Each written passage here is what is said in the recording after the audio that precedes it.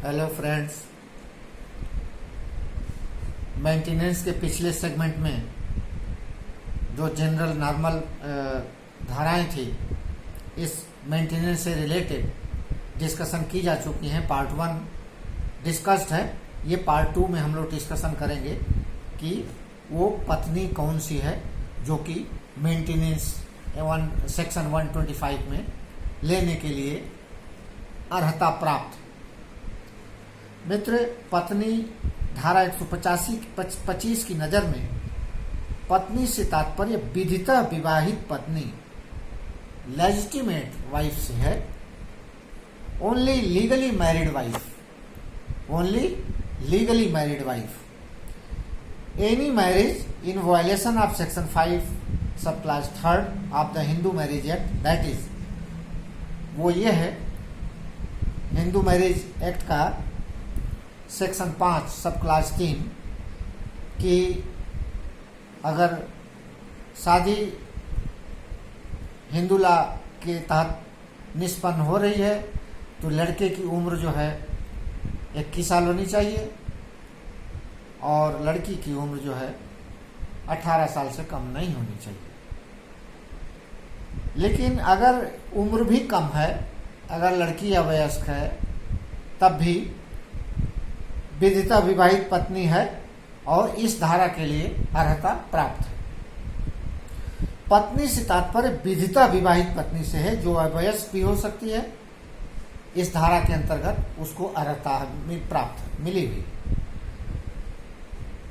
Honourable supreme court ने P Sridharan versus V Padmini 1992 CRLJ J 3562 Kerala के प्रकरण में यह हेल्ड किया था मित्र कि किन्हीं दो विलेख निष्पादित करने वाले व्यक्तियों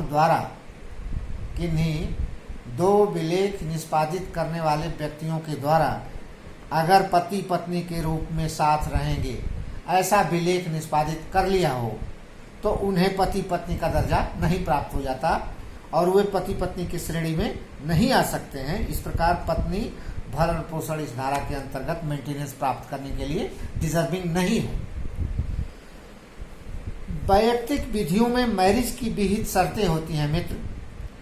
उदाहरण के लिए हिंदू मैरिज एक्ट में सेक्शन 5 में वो कंडीशंस स्टिपुलेट की गई हैं। उसके तहत जो है मैरिड वाइफ जो है एक विधिता लेजिटिमेट वाइफ है। पति के दोष के कारण उसके साथ इनकार करने वाली पत्नी मेंटेनेंस के लिए हकदार होगी। अगर पति में कोई दोष है और पत्नी उसके साथ रहना पसंद नहीं कर रही हो तो यह कोई इलीगल ग्राउंड नहीं है। उस पत्नी को सेक्शन 125 के अंतर्गत CRPC के तहत मेंटेनेंस दिया जा सकता है। परंतु एक बार पुनः दोहरा रहा हूं मित्र कि इसके अंतर्गत लेजिटिमेट लीगल मैरिड वाइफ ही अर्हता प्राप्त है और कोई ऐसा मैरिज जो वाइड है, कोई भी अधिकार सृजित नहीं करता मित्र, इस धारा के अंतर्गत उसे कोई भी मेंटेनेंस ग्रांट नहीं किया जा सकता। Marriage between Christian and Hindu, A Hindu can marry A Christian under the special marriage act. The marriage between a Christian and Hindu performed as per Hindu rites with the full consent of both the parties cannot be said to be invalid for the purpose of claiming maintenance। अगर spouse जो है एक हिंदू है, एक Christian है और Hindu marriage act के अंतर्गत वो विवाह संपन्न हुआ है और दोनों पार्टियों में सहमत है, कंसेंट है, तो ऐसी इस पत्नी जो है इस धारा के अंतर्गत डिजर्विंग मानी जाएगी और वह मेंटेनेंस के लिए मुकदमा दायर कर सकती है, उसको मेंटेनेंस मिलेगा। A Balasundaram versus A Vidya Kumari 1991 CRLJ 2534 Andhra Pradesh के मामले में कोर्ट ने होल्ड किया कि ये सारा सेटिस्फैक्शन मजिस्ट्रेट का है। Where the magistrate is prima facie satisfied that the claimant in the wife of the opposite party husband, the claimant wife would be entitled to compensation under section 125. अगर magistrate satisfy है कि opposite party husband है तो the claimant wife would be entitled to compensation under section 125. ऐसी पत्नी, ऐसी स्त्री जो है सेक्शन 125 के तहत गुजारा भत्ता के लिए अर्हता प्राप्त है, उसको गुजारा भत्ता यह धारा ग्रांट कराएगी. भरण पोषण से तात्पर्य है गुजारा भत्ता. ऐसे लोग जिनके गुजारा भत्ता करने में सफिशिएंट मीन्स नहीं है, संसाधन नहीं है, ऐसे लोगों के लिए यह धारा जो है प्राविधान प्रस्तुत करती है. मित्र, एक प्रकरण आया था Rohtas Singh versus Ramendri, AIR 2000, supreme court 562. Honourable supreme court ने होल्ड किया कि एक स्त्री जो कि परिवार न्यायालय द्वारा तलाक की डिग्री प्राप्त कर चुकी है, तलाकशुदा है और वो हिंदू पत्नी है, वह अपने पूर्व पति से भरण पोषण प्राप्त करने के लिए सीमित उद्देश्यों के लिए सी इज स्टिल वाइफ, अभी भी वो पत्नी है, सीमित उद्देश्यों के लिए अभी भी पत्नी है, बशर्ते उसने 125(4) में कोई निर्योग्यता न उसके अंदर आ गई हो. जैसा कि 125(4) में एडल्ट्री की निर्योग्यता है कि अगर वाइफ जो है एडल्ट्री में है तो उसको मेंटेनेंस ग्रांट नहीं किया जाएगा. A women after divorce becomes destitute, निराश्रित हो जाती है. मित्र, एक डाइवोर्स के बाद एक पत्नी जो है निराश्रित हो जाती है, उसका कोई सहारा नहीं रह जाता, तो कानून आगे बढ़कर इस धारा के माध्यम से ऐसी पत्नियों को, ऐसी स्त्रियों को जो है सहारा देता है. It immaterial that divorce has been granted on the ground of desertion of the wife or mutual consent. ये immaterial है, ये बिल्कुल निराधार बात है कि पत्नी जो है स्वेच्छा से अलग हुई है या त्याग दी है या पति से अलग रह रही है और तलाकशुदा है, उसको मेंटेनेंस या धारा देगी. Maintenance bye Muslim women. मित्र, मुस्लिम लॉ में भरण पोषण को नफाका कहते हैं. मुस्लिम लॉ में भरण पोषण को नफाका, NAFAQUA, नफाका कहते हैं, जो भोजन, वस्त्र, निवास और मकान को शामिल करता है. ये सुविधाएं एक तलाकशुदा पत्नी को मिलनी चाहिए. मुस्लिम लॉ में भरण पोषण हेतु जो व्यवस्थाएं हैं मित्र, वो बहुत सीमित हैं और इद्दत की अवधि तक उसको जो है व्यवस्था की गई थी कि इद्दत की अवधि तक ही पति जो है भरण पोषण का जिम्मेदार है और पत्नी अधिकारिणी है. और इसके तहत जो है Muslim women protection of rights on divorce act 1986 पास हुआ. इसकी कहानी बड़ी दर्दनाक है मित्र और इसकी कहानी हम लोग अभी जिक्र करेंगे. ये उन तलाकशुदा महिलाओं के लिए विरुद्ध एक जो है व्यवस्था प्रदान करता है जो अपने पति के विरुद्ध तलाक की डिग्री प्राप्त कर चुकी हैं, उनके लिए अधिनियम प्राविधान करता है. शाहबानो कांड हुआ था मित्र. एक 62 वर्ष की मुस्लिम महिला जो कि अहमद खान से विवाहित थी, जिसे अहमद खान ने तलाक दे दिया. शाहबानो कांड है मित्र. ये बहुत ही important turning point of this particular provision. एक 62 वर्षीय महिला जो कि अहमद खान से विवाहित थी, जिसे अहमद खान ने तलाक दे दिया. ये जो तलाकशुदा महिला शाहबानो थी, उसके 5 बच्चे थे और जब कोई व्यवस्था नहीं रह गई तो उसने गुजारा भत्ता के लिए न्यायालय का दरवाजा खटखटाया और पत्नी जब दरवाजा खटखटाया तो अदालत में पति यह प्ली लिया कि हम लोग मुस्लिम हैं और पर्सनल लॉ से गवर्न होते हैं. पर्सनल लॉ से गवर्न होने के नाते मुस्लिम पर्सनल लॉ के अनुसार मात्र इद्दत की अवधि तक हम जो है गुजारा भत्ता देने के लिए दायित्वाधीन है. इसके बाद दायित्वाधीन हमारा दायित्व समाप्त हो जाता है. कोर्ट ने कहा कि नहीं, ये कानून सेक्शन 125 CRPC एक सेकुलर कानून है और यह इमैटेरियल टू रिलीजन कास्ट या किसी धर्म और जात से परे हट करके व्यवस्था करता है. यह प्रत्येक धर्म से अलग हट करके यह व्यवस्था है और इस कानून का कोई लेना देना धर्म से नहीं. However, the Muslim Orthodox severely condemn it. जो ऑर्थोडॉक्स पीपल मुस्लिम कम्युनिटी के थे, मुस्लिम समुदाय के लोग थे, उन्होंने इसे कंडेम किया, इसकी निंदा किया और इस न्यायालय के जजमेंट को उन्होंने शरीयत कानून में दखल माना। देश में मित्र उस समय कांग्रेस की सरकार थी और कांग्रेस की सरकार बिल्कुल निष्प्राण हो चुकी थी और आने वाले इलेक्शन में उससे ये उम्मीद थी कि कहीं जो है भारतीय जनता पार्टी सत्ता में न आ जाए। इसलिए कांग्रेस की गवर्नमेंट ने बैठे बैठाए एक मामला मिल गया और उसने अपने पार्लियामेंट में एक एक्ट पास किया, Muslim women protection of rights on divorce 1986 पारित कर दिया कि आने वाले चुनाव में मुस्लिम सपोर्ट प्राप्त होगा। यह अधिनियम उनके डिक्लेरेटिव नेचर का था मित्र। साहबानों के निर्णय के विरुद्ध यह कानून बना।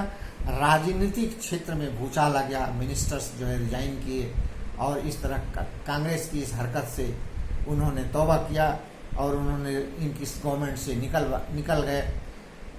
जैसे भी हो, धारा 125 सीआरपीसी की गुजारा भत्ता मुस्लिम महिलाओं से छीन लिया गया मित्र और भूखमरी और आवारागर्दी की शिकार ये महिलाएं बेबस हो गईं और इसके तहत जो है कांग्रेस गवर्नमेंट का पास किया हुआ Muslim women protection and right on divorce 1986 जो है यह प्राविधान प्रस्तुत करता है, इद्दत के अवधि के बाद गुजारा भत्ता के लिए पति दायित्वाधीन नहीं होगा।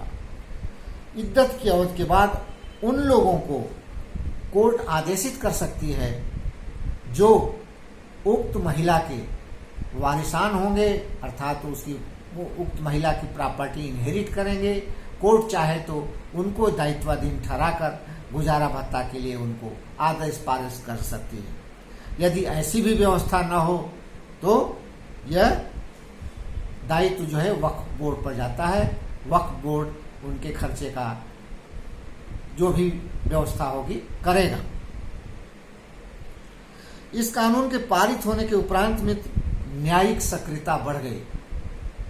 एक ऐसा कानून जो सेकुलर इन नेचर और न्यायालय माननीय सुप्रीम कोर्ट का साहबानों केस में डिटरमिन किए हुए पॉइंट, लैंडमार्क और बेंचमार्क और बिल्कुल जो है एक आवश्यकता, एक टू द पॉइंट थे कि यह कानून धारा 125 जो है सेकुलर कानून है और ये रिलीजन से हटके है। लेकिन यह जो है एक्ट पास होने के बाद यह कानून निष्क्रिय हो गया। इन बिटवीन मित्र एक प्रकरण और सुप्रीम कोर्ट के सामने आया जो डैनियल लतीफी का था, जिसे पुनः माननीय सुप्रीम कोर्ट ने साहबानों के इसके निर्णय को बहाल कर दिया और धारित किया। पार्लियामेंट ने एक अत्यावश्यक उचित प्राविधान को सीमित कर दिया है, अर्थात साहबानों केस में जो लेट डाउन किया गया था, ऑनरेबल सुप्रीम कोर्ट ने लेट डाउन किया था, उसमें न्यायालय की टिप्पणी ये थी कि पार्लियामेंट ने सीमित कर दिया कि इद्दत की अवधि तक ही पति दायित्वाधीन होगा। फिर वो स्त्री जो है, अब 2-3 पॉइंट हैं, कौन किसको क्या होता है, वो आवारागर्दी और भूखमरी की शिकार वो महिला होगी। लेकिन ऑनरेबल सुप्रीम कोर्ट ने डैनियल लतीफी के मामले में साहबानों केस के निर्णय को बहाल कर दिया और डिटरमिन किया कि यह भत्ता इद्दत की अवधि तक नहीं बल्कि उसको आजीवन मिलना चाहिए, ताजिंदगी उसको मिलना चाहिए और वह गुजारा भत्ता के लिए हकदार होगी जब तक कि वह दूसरा विवाह नहीं कर लेती है। अगर वह पत्नी इन बिटवीन कोई मैरिज कर लेती है तो यह गुजारा भत्ता जो है ये लायबिलिटी उसके पति पर आएगी। यह गुजारा भत्ता की कानून सेक्शन 125 जो है अक्षमता डिटरमिन करता है मित्र। ऐसी स्त्री कब अक्षम हो जाएगी, अपनी सक्षमता को खो देगी। नंबर 1, जब वह जाड़ता की स्थिति में रह रही हो, वह पत्नी, वह स्त्री एडल्ट्री में रह रही हो। नंबर 2, बिना पर्याप्त कारण के पति के साथ रहने से इनकार कर दे। नंबर 3, पति पत्नी पारस्परिक समझौते से एक दूसरे से अलग रह रहे हों। इन 3 कारणों से पत्नी जो है अपनी सक्षमता को खो देगी। इन तीनों आधार में से किसी एक आधार पर भी गुजारा भत्ता का पारित आदेश रद्द किया जा सकता है। अब विवाहित पुत्रियों की बात कर ली जाए मित्र। विवाहित पुत्री वयस्क हो अवयस्क हो, अगर वो शादीशुदा है तो उसकी जिम्मेदारी उसके पति पर आएगी। उसका जिम्मेदार पति अगर अक्षम है, साधन संपन्न नहीं है और वेल टू डू नहीं है तो यह दायित्वाधीन माता पिता ऐसी पुत्रियों के लिए दायित्वाधीन होंगे और गुजारा भत्ता उसके माता पिता देंगे। मित्र, आज हम लोगों ने 125 के तहत उन पत्नियों उन स्त्रियों की बात की है जो डाइवोर्स के तहत डाइवोर्स प्राप्त कर चुकी हैं, उनका कोई नहीं है, उनके आगे पीछे उनका सहारा कोई नहीं है, तो यह धारा आगे बढ़ करके उनको गुजारा भत्ता के लिए व्यवस्था करती है। और पत्नियों के बाद अब आता है नंबर मित्र माता पिता, बूढ़े माँ बाप निराश्रित जिनको कोई भी देखभाल करने वाला नहीं है, वह भी इस धारा के तहत जो है आश्रय प्राप्त कर सकते हैं और यह धारा आगे बढ़ करके उन बुजुर्गों को संभालती है। इसका जो है जिक्र, इसका डिबेट जो है हम लोग अगले सेगमेंट में करेंगे। मित्र, एक बात मैं बहुत उससे कहूँगा कि इस वीडियो को जब पूरा सुनेंगे तभी किसी सब्सटेंस पर आप पहुँचेंगे मित्र। और आप जो है आपको कोई संशय हो, कोई बात हो, मेरे मोबाइल नंबर पर 8756444094 पर आप रिंग करके 8755644094 पर आप रिंग करके हमसे जो है संवाद कर सकते हैं मित्र। कोई भी आपका शंका हो, समाधान हो, कुछ पूछना हो, आप डायरेक्टली हमको रिंग करें। तब तक के लिए बहुत बहुत धन्यवाद। गुड नाइट साथियों, बाय बाय।